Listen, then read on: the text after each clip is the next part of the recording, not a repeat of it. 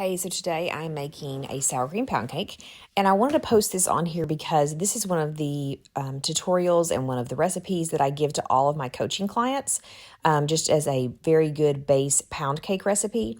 And it's really simple. The ingredients will be listed on the screen as I go through this. It's very good for beginners. But I really wanted to put this on here because yesterday's post I talked about how there's so many baking myths or people assuming that if you're not like some experienced baker or have the most intense recipe, then you're not really a good baker. This recipe proves that baking your own way is the best way to go. This is a simple recipe, but it is good. It is solid. It has been around for years. I actually achieved this recipe a long time ago and got it from an older lady that worked for me when I had my storefront, and she got it from an older lady when she was young, so no telling how long this recipe has been out there. But this is the recipe that you can make your own.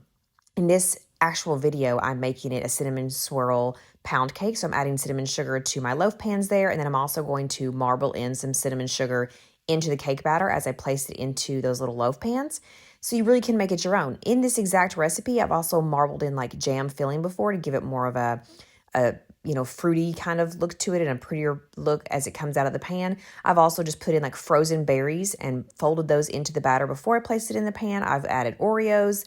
I've added marbling of chocolate through there. I even had some like a day-old brownies once that I thought were a little too dry to sell. So I chopped those up and folded those into this and made it more like a brownie pound cake. It had brownie chunks in it. So good. So this is a really versatile recipe. When it comes to baking, it really knowing how you can make it your own, knowing what flavors you can use on this exact same recipe that I know is tried and true and will come out of the oven perfect every time, but make it one recipe into 10 different recipes. It's not rocket science. You don't have to be an amazing baker to do it. It's just knowing what flavor combinations that you like and that your customers may or may not like. So please make your recipes your own and own those flavors. I'm sure they'll be amazing.